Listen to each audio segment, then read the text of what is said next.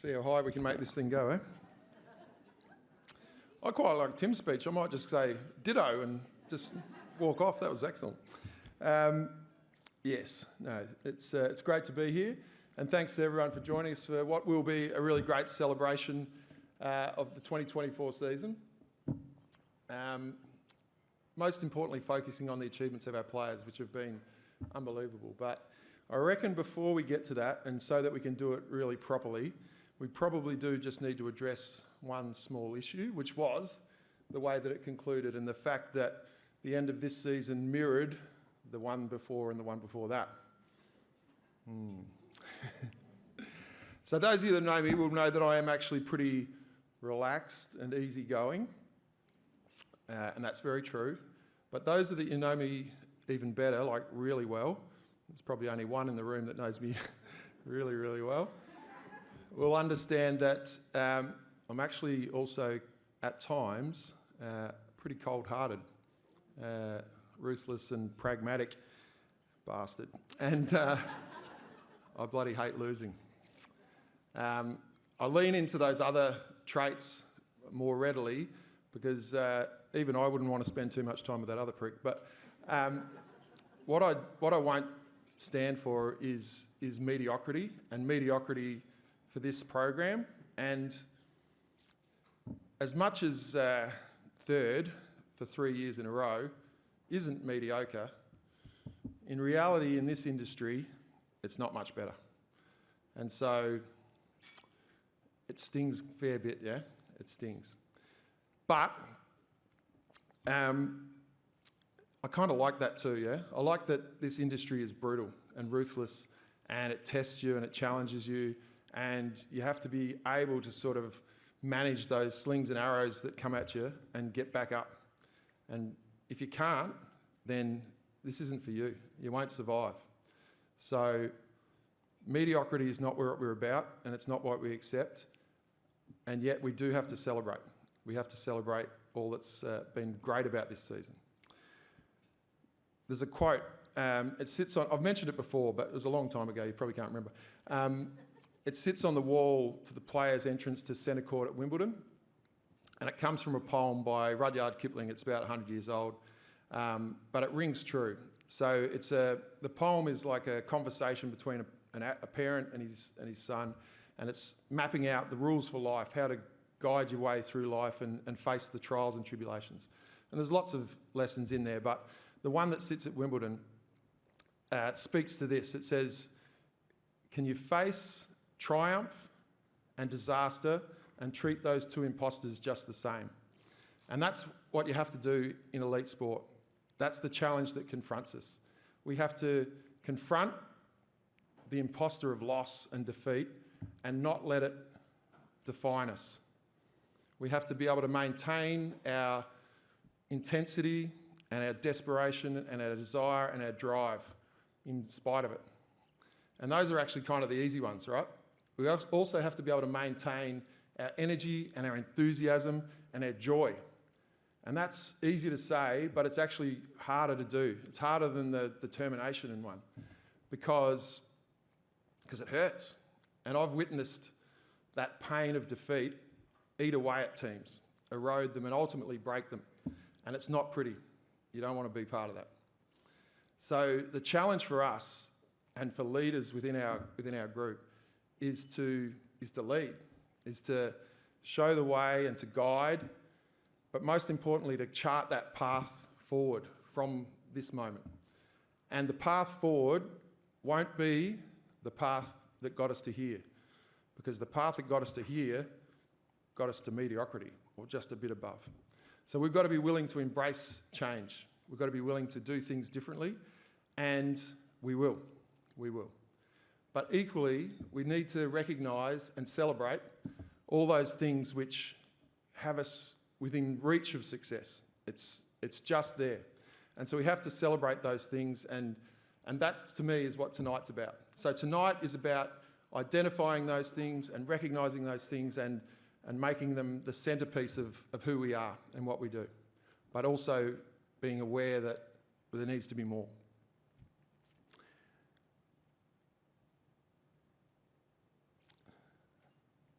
it sucks. We have failed, okay? But we've failed gloriously, right? We've thrown everything into it. And so therefore there's no shame in defeat unless we let it defeat us. And unless we don't learn the lessons, yeah? So we won't do that.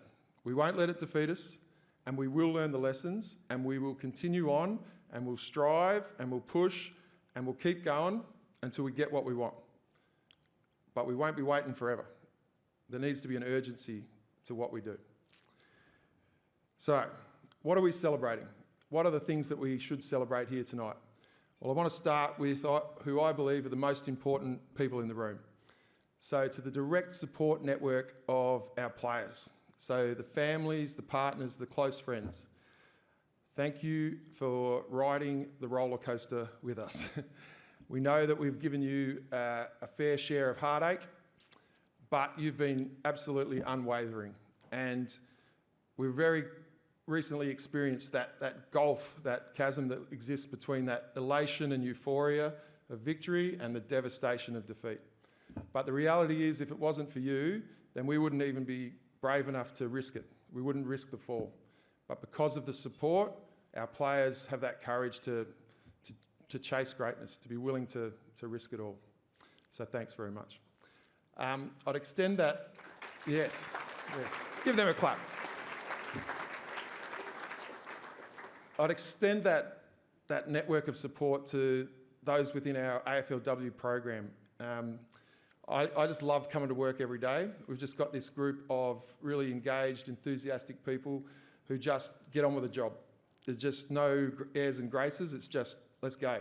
How can we make this place better? And it's only 2 nights ago we sat around a table at Phil Harper's place, and almost everyone from the AFLW department was there, and everyone was just throwing their ideas. How can we get better? What can we do better? And there was no self in it. It was all, how can I get better? How can we get better? How can we make the environment better for our players? It was brilliant.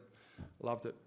And I know that the players fully appreciate everything that those within the AFLW department put into to the team.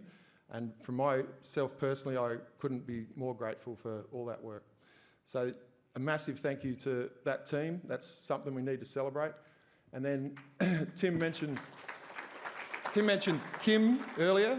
So to our broader administrative team, our commercial team, we know that you've got conflicting demands, you've got lots of teams that you have to support, but we see the genuine care, the genuine investment that you have in our team, and it shines through, and we love you for that. And through that team, we've also been able to establish some amazing relationships with our corporate partners. And obviously we highlighted our co-major partners in BHP and WorkSkill. But beyond that, we've got these great relationships with all of the corporates who've been able to get involved and get on the grass and get into the change rooms and really experience what AFLW is. So we fully appreciate all of that support.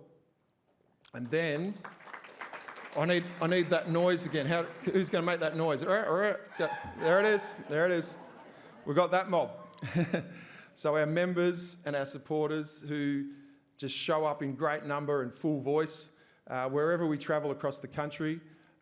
We see their passion, we see their pride, and we are unbelievably fortunate to have such an amazingly dedicated cohort of members and supporters. So we're very, very lucky. Lastly, I just want to mention the players. In particular, I wanted to call out our development crew. So we've got some of our train-on players here tonight who front up week on week, and we only got 1 game for them to play this year, which was bloody not ideal, but unbelievable. They don't get paid, but they're there to help make us better, so we really appreciate them. But beyond them, all of our players, the commitment, the dedication, it's inspiring. And I know myself and the other coaches, we just are wrapped at the trust that you put in us, and we try to do our absolute best to repay that trust. It's pretty special to be able to coach this group. You are a joy to coach. I'll just quickly mention some players who will be departing. So this is a really tricky time of the year, made even trickier by the fact that we've put our dinner right in the middle of trade week. So there remains some uncertainty around this. But to those players that are moving on at the end of this season, just understand that we really value you. that we appreciate everything that you've done for us and that you are part of the legacy of our team, and that you will forever be part of our family, even if you go and wear a different set of stripes for a year or two. We do genuinely value what you've brought to us. And I will call out, as well as Tim has done, Denny. So Denny announced her retirement. Hello, Denny. So yeah, two-time premiership player, but I think most significantly for Den, a member of that inaugural squad who just 8 short years ago just sparked a revolution in South Australian football, just changed the landscape unbelievably. So the impact that you and your teammates have had over that period has been phenomenal. An outstanding career, an outstanding player, and you should be absolutely pumped and proud of what you've achieved. And we obviously look forward to seeing you and Jared and Hallie and the rest of the gang back around the club for many, many years to come. That'd be amazing.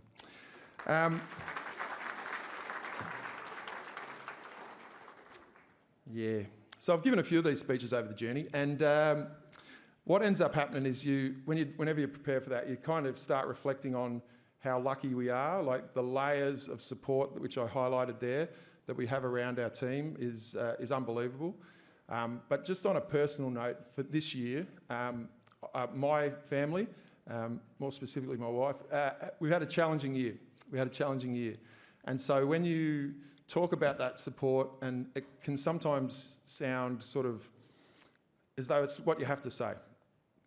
But it's not what you have to say, it's what we really, really want to say. And as I said, this year I've experienced directly that embrace of this community and this family, and it's overwhelming at times. So for those, I speak on behalf of the whole program when I'm up here, but it is personal, and I think everyone in the room, all the players, all the coaches will have experienced that level of care and love, and we're truly blessed. So for all those reasons, believe me when I say that we are so invested and committed to creating those moments and sharing that elation and that euphoria that comes with winning. And we're not satisfied in any way, shape or form.